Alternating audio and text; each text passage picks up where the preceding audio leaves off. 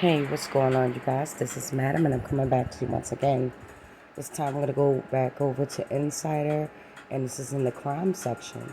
And it says Virginia man drugged and unalived two women, and his police-connected mother prevented a full investigation, a federal lawsuit says. The article was done by Michelle Mark, and let's get into it. A federal lawsuit says a Virginia man unalived two women and that his mother, who worked for the police, prevented a full investigation. Michael Ebong, was convicted of involuntary manslaughter and the deaths of Sharina, West and Kelsey Payton. The lawsuit says Payton's death might have been prevented if Norfolk police had investigated the first death. A Virginia man convicted of unaliving two women was able to commit the same crime multiple times because his mother, who worked at the police department, helped quash the investigation and destroy evidence, a federal lawsuit alleges.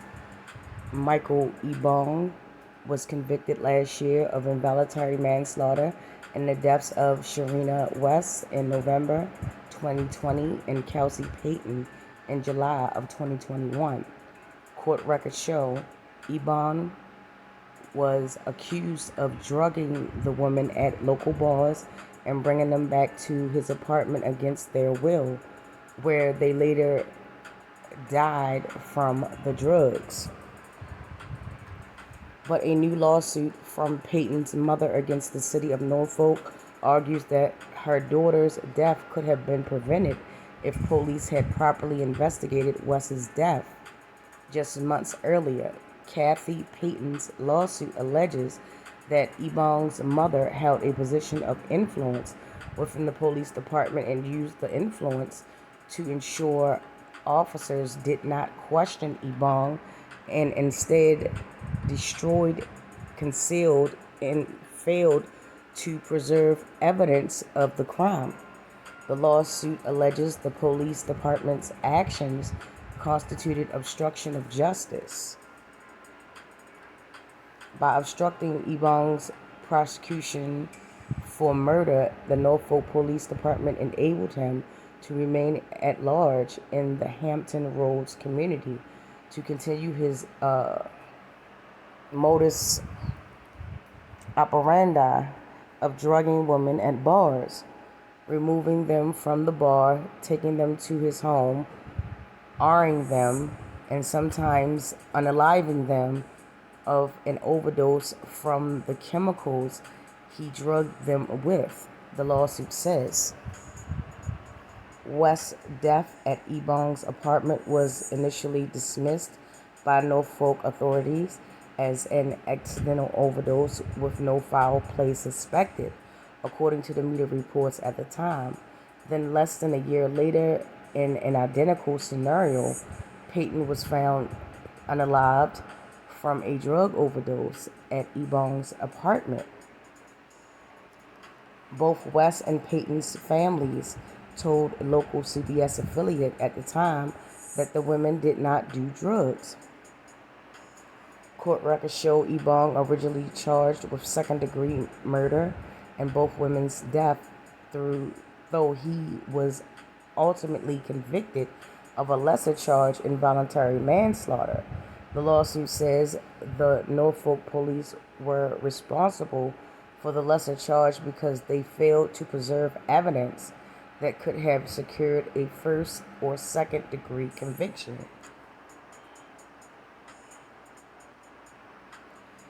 Ebong's mother held various administrative positions in the Norfolk police. A representative for the city of Norfolk denied the allegations and told Insider in a statement that the city is aware of Payton's lawsuit but has not yet been served.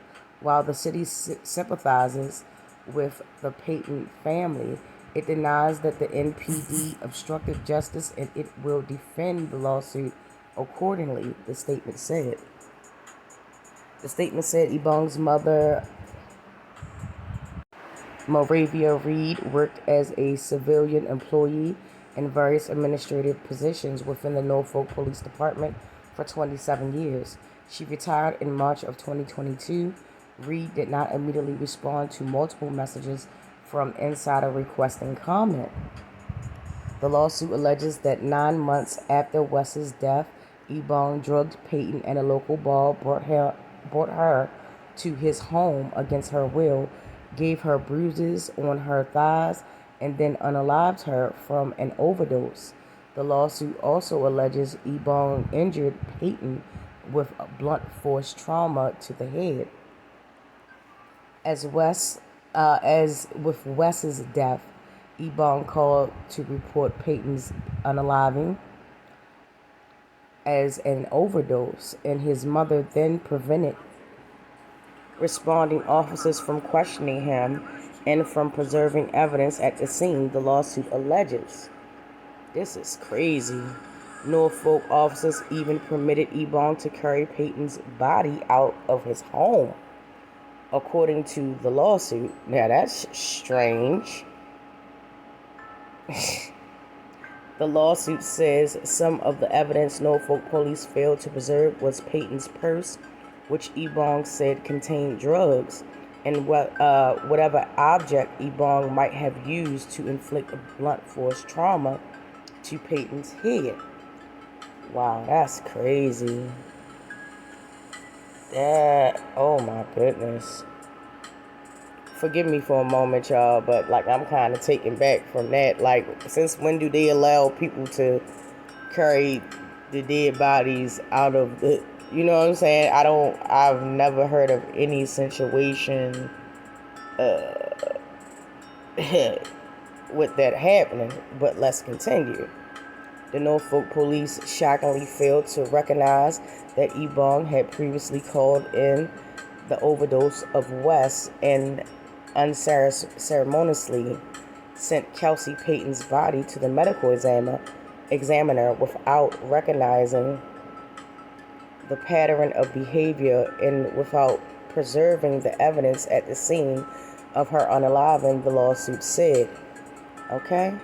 So that is the end of the article right there. Man, this is a real one right here.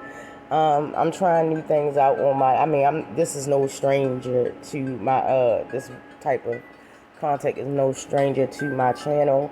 I do pick it up from time to time when I see an interesting story, and this is one of them.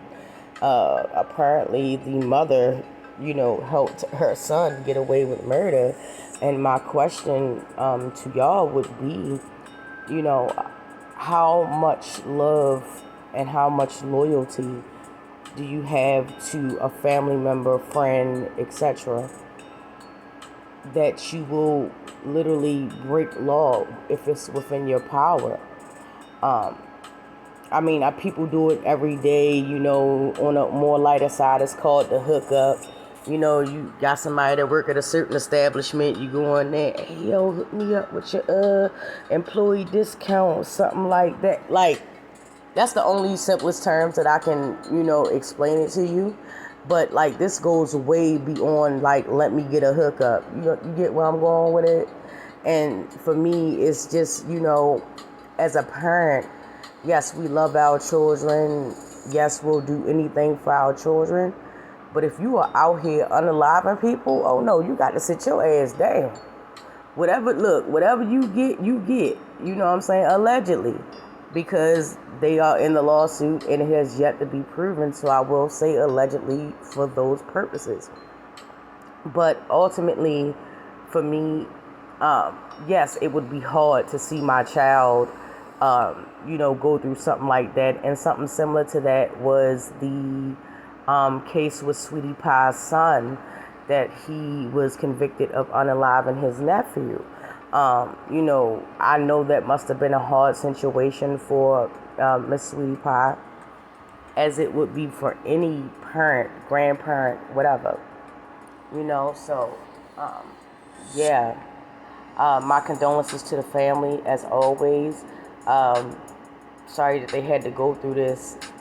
the frustration, I cannot begin to imagine the frustration and, utter fear before he was actually caught, that it was a person running around, doing this to individuals, women, so, I mean, it's just really heartbreaking, but hopefully, they will settle this case just like anything else, and I will definitely keep you updated. But until then, I would definitely like to hear what you have to say, so drop down in the comments. Come chop it up with me. I love to hear from you. And don't forget to like, subscribe, and share. And last but not least, thank you so much for the support. Thank you so much for the people who have commented, that has dropped down to chop it up with me. If I didn't respond to you, I definitely left you a like and a heart. So I definitely do appreciate you, nevertheless, for, dropping down in the comment section, chopping it up with your girl, But that's it for this story, and until then, I will get with you in the next one.